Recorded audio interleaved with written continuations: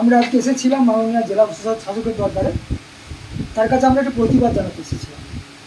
প্রতিবাদটা হচ্ছে এই যে আমরা বিভিন্ন সংবাদ চ্যানেলের মাধ্যমে জানতে পারলাম যে পশ্চিমবঙ্গ সরকার বর্ধমান সাব ডিভিশন সদর অফিসটি, সাউথ অফিসটি মেমারিতে ট্রান্সফার করার জন্য মাননীয় জেলা শাসককে একটা ভাবনার নির্দেশ দিয়েছে। এ বিষয়ে মাননীয় মেমারির বর্তমান বিধায়ক তিনি বিধানসভায় আবেদন করেছিলেন, তার প্রেক্ষিতে এই অবস্থা।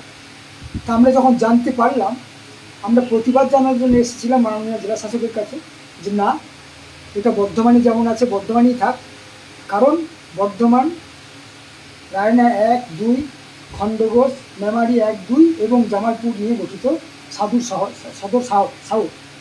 তার মধ্যে জামালপুরের অর্ধেকটা অংশ নদীর অতীতে, রায়না 1, 2 এবং খণ্ডঘোষ এবং রায়নার শেষ প্রান্তে যদি দেখা যায় যে একদম আরামবাগের দ্বারকেশ্বর নদী তীর পর্যন্ত, তো ওখান থেকে বর্ধমান শহরের দূরত্ব প্রায় 90-98 কিলোমিটার।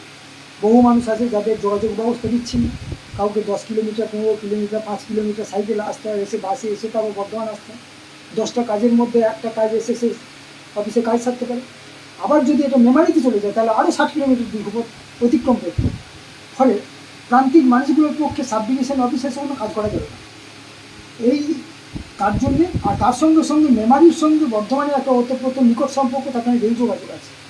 সেই জায়গায় বর্ধমান একটা মাঝামাঝি জায়গা, যে জায়গা থেকে অফিসটি সরিয়ে নিলে এই 6টি ব্লকের বেশিরভাগ প্রান্তিক মানুষের পক্ষে কাজে খুব অসুবিধা হয়। তাই আমরা শ্রদ্ধেয় মাননীয় জেলা শাসকের কাছে আবেদন রেখে গেলাম যে তিনি যেন এই সিদ্ধান্ত নেন যে বর্ধমান সাব ডিভিশন অফিসটি বর্ধমানে যেমন ছিল তেমনই থাকবে, কোনো